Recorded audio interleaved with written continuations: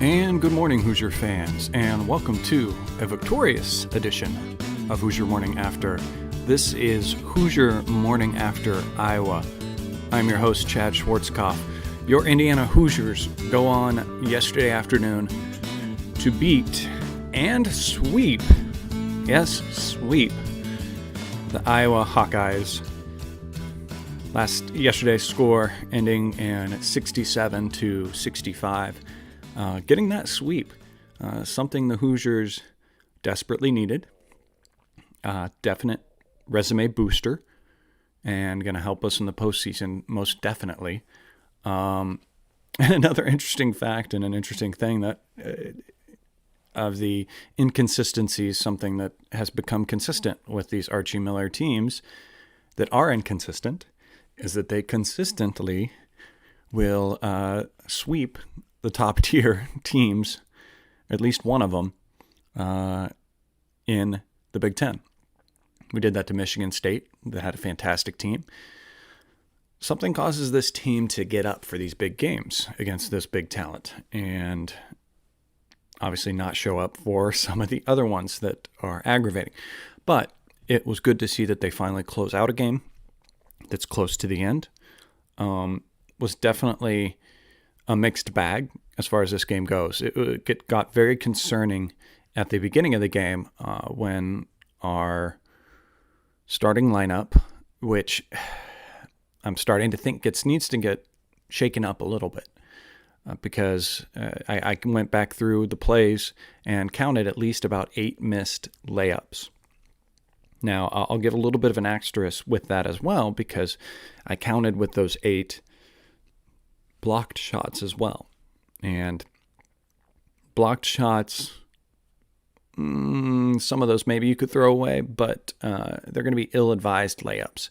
At least half of those, 4 to 5, were missed wide open layups. Guys just put it against the glass weird, but missed bunnies like that, you can't happen. You gotta make those bunnies. That's a little aggravating to see, and because of those misses, we got down pretty quickly in the first half, and it was not looking good at all.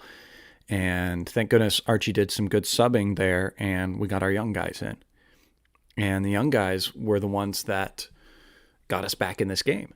And it was again that lineup that I guess I could call it the tough lineup, the toughness lineup, and of having our 4 freshmen out there along with Race Thompson.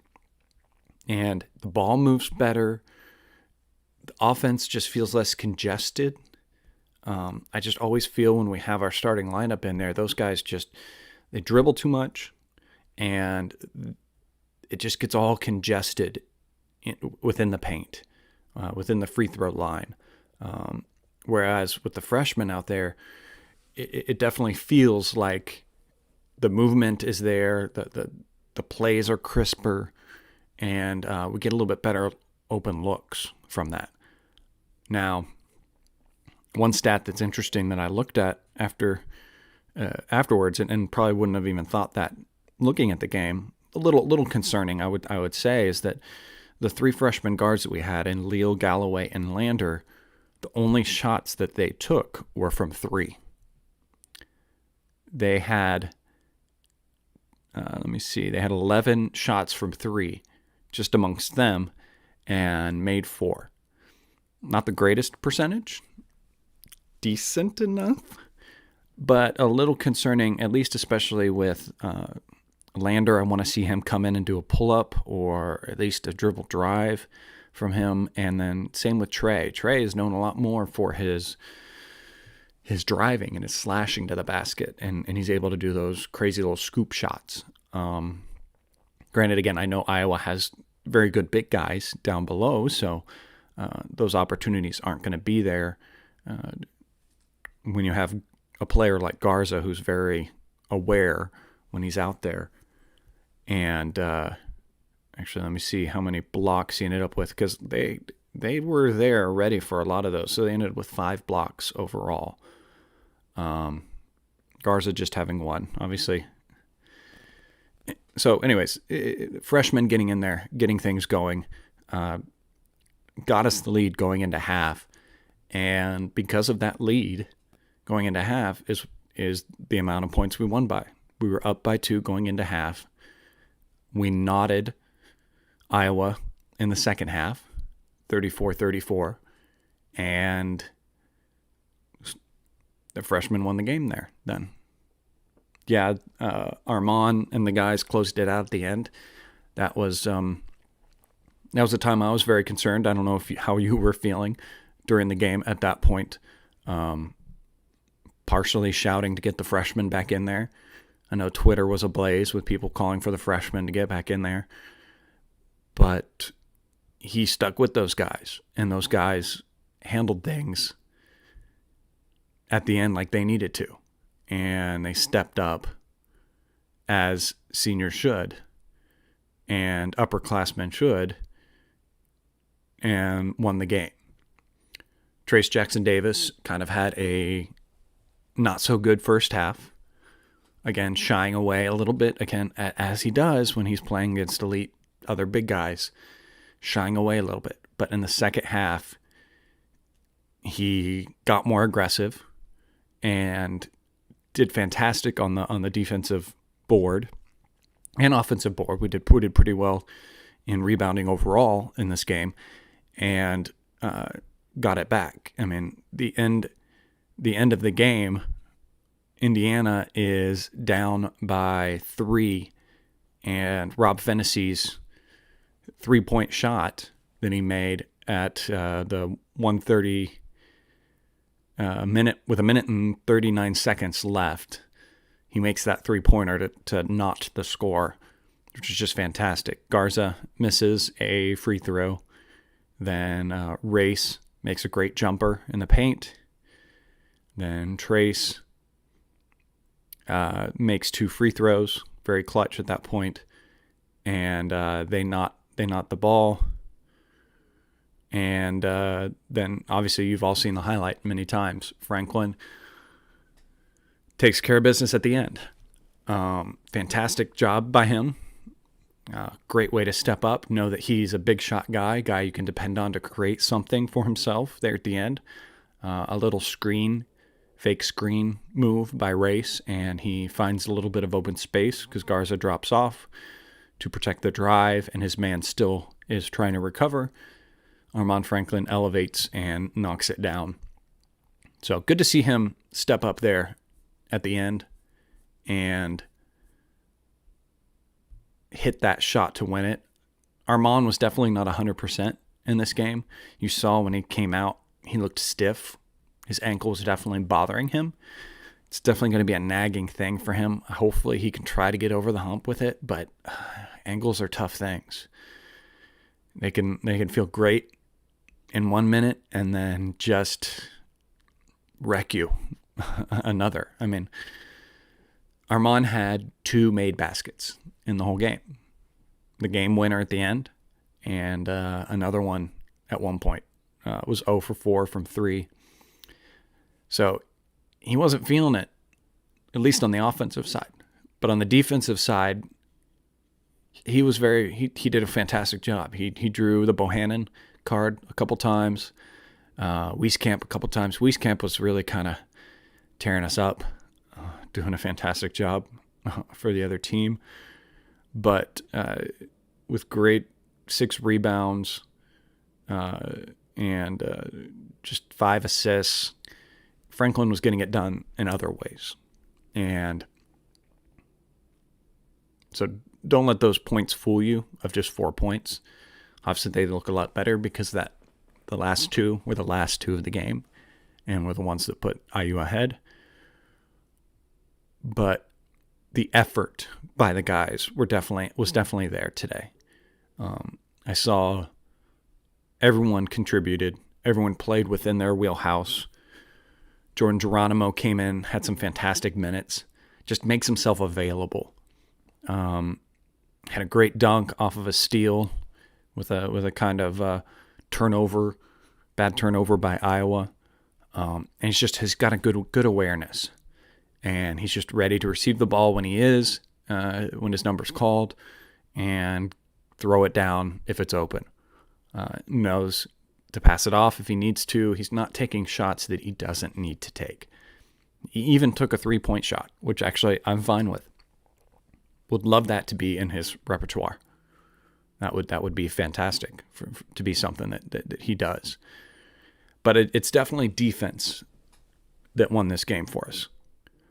Iowa ended this game with their lowest points per possession at 0.96 per possession. That's their worst of the year. I'm going to thank some of that to Fran. Thank you, Fran, for putting out Luka Garza in the first half for 12 minutes. That's the dumbest move coaches can make. I can't stand that. 2 fouls, sit him. Especially sit him for extended periods of time like that. I get it if your player's kind of foul happy at that point, if he gets 2 right back to back and he's kind of fired up, sit him down for a couple minutes and let him cool his jets, let him relax. But if he's your star player and he has 2 fouls and he's more disciplined of a player like Garza, you keep him in. You put him in. So again, thank you, Fran, for taking him out like that. But the defense did a great job taking care of most of the action that Iowa was trying to do to get the ball. Race Thompson, obviously, with the game ball for me. Effort award, all the awards. He did fantastic against Garza, battled against him. And denying him, changing his footwork, made Garza have to work in that game to try to get the ball. And they struggled to get it to him. So they had to rely on trying to hit 3-point shots. And finished just 38%, which sounds pretty good, but it's actually down for them. 20% in the second half. I think that's really too when Race was turning it on against him. I mean, they got hot a little bit in the first half, and that's kind of what brought Iowa ahead of us. And then leaving them 37% from the field is also fantastic. And rebound, they had 37 to our 44. So rebounds were looking a lot better. Guys were just hustling on loose balls. Anthony Leal, fantastic work by him. What I love seeing with him is something that I love that Rob does very well as well. And that's the dig on the big. When they're on the outside guarding their man and the big gets the ball, and Trey did this fantastically against Garza yesterday. He has great timing to dig in and just disrupt him. Even if he's not touching the ball, even if he's not getting at it, just make the motion like you're coming in. And that's going to be enough to make the big have to get out of his rhythm. Have to kind of account for, this guy, if I dribble it wrong, could knock it away from me. So he did a great job to disrupt that and really take care of things from that. So again, overall, very happy with the freshman. And look, a little bit of maybe soapbox time from me. I'm not on the, or really would be this season, on the Fire Archie train. And the reason I'm not is because of this freshman class. And yes, he's had 4 years. Yes, he should have all his guys in there. But we got to remember this senior class is also not truly his guys. It's guys since he's been here, but those are guys that were already recruited. I mean, obviously, Joey's not there. Joey is his guy, but Al is not really his guy. And then you go to the second class, and yeah, it's his first class of guys. And Rob, we've wanted a lot more out of Rob. And we've hoped for a lot more out of Rob. And there's something going on where we aren't getting Rob that we expected, at least on the offensive leadership point guard standpoint. Defensively, he's fantastic. He shows up for that almost every game. And Race stepping up now, doing a lot better. Yes. But sophomore class, yes. And what staves me from being in the Fire Archie bandwagon is this freshman class, their attitude, and the culture you feel from them. And I'm not saying none of this means to be a dig on any of the older guys. But it just feels like with this freshman class that you have a group of guys that know more about what it means to wear the jersey. You feel like you've got those bulldog players, finally. Those players that are going to do well. Those players that are going to fight for the team. So it's very exciting to me moving forward. And we see it already as this season has progressed, how well they play together and how much better they're just going to get as they continue to play together. And then why I'm reminded of this is then you go and you look at why yesterday was very good for IU basketball too, because we got CJ Gunn. His commitment yesterday was very big.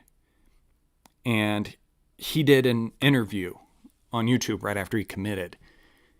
And Tyler on Twitter tweeted this about that interview. And it was CJ Gunn speaking live on YouTube about his commitment. And this is a quote from CJ. "Just putting on the jersey, it means that I'm not only representing myself, I'm representing where I grew up and where I came from. Just playing with those guys, I'm repping my home state. I bet it'll feel amazing. I bet it'll feel amazing." Hello? That's awesome. That's fantastic. That's what you like to hear.